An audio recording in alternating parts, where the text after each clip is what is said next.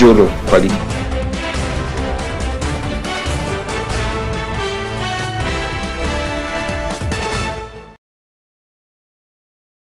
Break kwika mbulango babakama baffe tuba tukomyeyo kakati ku seti endala ate nga tuogera ku nsonga eziyamba gwe Munnayuganda ze Enoth Mutungi nkwaniriza kanyemere kono akavolume up kali part of maliri kuba tugenderera paka sawa 3 ez'okumakya naye muno tuba tukyazaamu omugenyi kwongera ku nsonga ez'enjawulo nga bwe mba nkutegeeza kiriza nkutegeeze nti kakati saawa eno eteekebwamu ssente bannaffe aba Joro property Joro Quality Properties and Real Estate Consultants Limited abasangibwa wekireka ku shopping mall wekireka nga agenda okukwambuka ku kireka Kamuli Road obasanga bannaffe aba Joro Quality Properties and Real Estate Consultants baneno balina ploti wa estate mbitunde benjawulo omuli Mpigi Mpambiri omuli Karaji Bunyiri omuli Nagalama omuli Manyanga n'awasigadde ya mayanga awamu n'awasigadde balina ploti ezitandikira ddala kakadde kamu naka Uganda aba Joro Properties Consultants aba Joro Quality Properties and Real Estate Consultants Limited ate nonya ku ploti zaabwe ez'enjalo bannaffe bano bakubire ku namba zaabwe ez'essimu oba banonye ku offices zaabwe ku Kireka Shopping Center ne namba z'essimu ze zino wammanga 0766 0776 mukaaga 33 njiddamu 0776 mukaaga 33 oba 0705 mukaaga 5 0705 mukaaga 5 bannaffe aba Joro Quality Properties and Real Estate Consultants Limited oba muyita aba Joro Properties bannaffe abatunda ettaka teza nti balina ploti mu balina estates ez'enjawulo ate katadde kamu balina ploti okuva 25 kwana bukadde 3 n'ekitundu 5 kwana bukadde 7 5 ku 10 milioni 15 n'awasigadde banonye ekola bikenga ofuna ploti ku beeyi ensamusamu. In studios nina Dr. wano gwe tugenda okubanga tunyumyamu bajjoro bano bantabudde naye nga nina Dr. Dennis Omonya from Hope Reproductive Choices. You see, when we're mentioning our bosses, sometimes we need to give them time because they give us the money. But yes, you're most welcome, Doctor. Wasuzo tia omanyi mu Luganda, Doctor. Joris. Okay, yeah, he's Dr. Dennis and he's from Hope Reproductive Choices. Welcome to the show. Say hello to our dear viewers from Excel TV, and we'll start from there. Thank you so much. I'm Dr. Dennis Omonya. I work with the Hope Reproductive Choices Uganda. So we have number of services we do at Hope Reproductive Choices. We have branches. Right now, currently, me I'm based heading Makerere, Chikoni. It is just near Texo petrol station. If you follow Sir Apollo Kagwa Road. Yeah. So you can find this big signpost written Hope Reproductive Choices.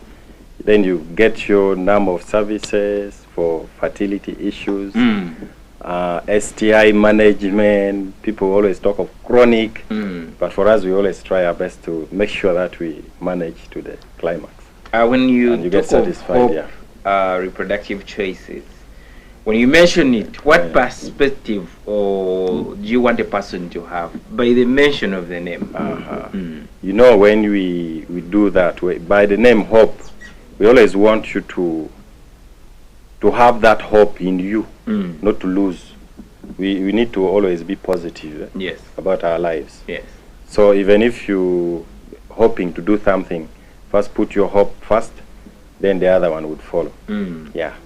So when you visit us, you get your best. People who are even watching, people who have ever attended my services, whether from Hope Reproductive Choices or my old clients from Maristops, Uganda, whether Lira branch or Kampala, Kabule branch, they know Dr. Dennis as being their best. Doctor, yeah. So you're the founder or the founder of Hope Reproductive Choices. Yes. But first, we want to look at your experience as a doctor, as someone who has been in this field. How long have you been in this field? Yeah, I hear you talking of having worked on so many happy clients. I've served. I started as a lab technician. Then I went for my medicine. After finishing, I started working with the Maristops Uganda at Lira branch. That one I worked as a lab technician. Then from there, they switched me to, after finishing again, I went back to school, I finished. I started working as a doctor from Lira branch. Then they pushed me to Kavule branch, Makerere, Chikoni, Maristops. Then from there, I came with a vision of having also being a founder. You know, when the projects were running up and down, Trump was also coming in. I said, no, let's also have visions. Let's not rely so much. Most of the project nowadays talk of sustainability. Yeah. So with the sustainability, I started clicking in mind. I said, now, the day project is going, or the day you need to step out of the projects, what would you do next? So that is why I came out with the idea of Hope Reproductive Choices for people in Kampala to enjoy the services. But people of Lira also, I came with the idea of building up a health center under faith-based Uganda Protestant Bureau, UPMB. That one we deal with all the services, maternity, deliveries. That one is the Health Center 3. It's called Heaven of Peace, which is abbreviation to Hope. Okay. For the one of Kampala. You know, for the one of Kampala is more of cash. Yeah. Though we are trying to push with the insurance issues. Then the one of Lira is more of faith-based, people who are vulnerable, who cannot afford completely. Okay. Those people where you can even go for deliveries at 20,000 deliveries, but 20, here, but here people are charging 1.5. So we're just serving, like giving for the community. So the real part of it is for community. You give it back to the community. Exactly. Because you're partnering with some church, you're partnering with some people. Other Pentecostal ministries. Yeah. Okay. Yeah. But for Kampala, it is strictly business. Strictly business. And you're not looking at giving people good services. No. You're looking at charging them highly. No. People who always visit us, they know. They always give positive feedback. We don't focus so much into cash, but we always focus into the outcome of the patient. How the patient is going to pick up and do the best. Money comes being the second. Yeah, because you first need to serve them, they first be satisfied.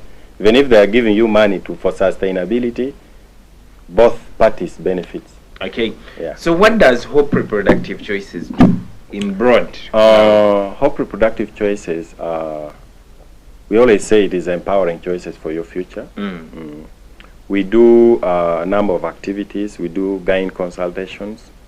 We do general medical consultations. We do family planning, wide family planning of all choices. Family planning. Then we do antenatal care, treatment of STIs, and so many. Ultrasound scans are also there. We do transvaginal, over abdominal, over all the neck, everything. Okay. Yeah, that is under investigation with the lab, with being well equipped. Yeah. In most cases, when we want to talk about infertility and fertility, then also want to talk about STIs. Sometimes people think, I was trying to make some research and I realized that some of the main causes of infertility are the STIs. Is that true? Yeah. STIs contributes a lot. It contributes a lot. Because STI is like sexually transmitted. Whether it is vaginal, oral, body contacts. So those are the key things, because the moment an infection enters vaginally and goes into the canal, vaginal canal, going into the uterus, it goes and spread the uterus and goes into the tubes, affecting the ovaries. First of all, because when we talk of infertility, there is fertility, which is the positive bit of it, as I told you. That fertility, the situation whereby the sperm and the eggs go smoothly without any interference. goes and hit the eggs, fertilization takes place, then it rolls into the uterus. Implantation takes place, forming the baby without any complications. That is fertility. Yes. But infertility, those are the things which can prevent. Someone can stay in the house for a year, being very sexually active, but no conception. That is abnormal. That's why we call it infertility. There must be something hindering it, not to make the conception to take place. Either can be from a man or from a woman. Sometimes people, the community, especially African communities, have a perspective which I would want to think that medically is not right. That usually when you see a couple have been there for 3 years without having a baby, or 4 years or 2 years, most of the time the community is attached to a woman. Have you had those kind of myths? And you know, so from a medical perspective, how can you tell us that the man is also usually a barren or something? Yeah, such cases are there, though the percentage of infertility are more on women compared to men. Though nowadays women are also becoming smarter. If that is also their way of doing their family planning. They do family planning silently, while because they would also be seeing problems. Nowadays, for the house to stand well, there must be finance flowing. So if you produce without proper planning, financially especially, then just know there would be war in the house. So a woman can go and do family planning without telling the spouse. It's possible. And doctors allow that? You know, we always say, like the way our slogan speaks, that empowering choices for your future, we always advise them to plan.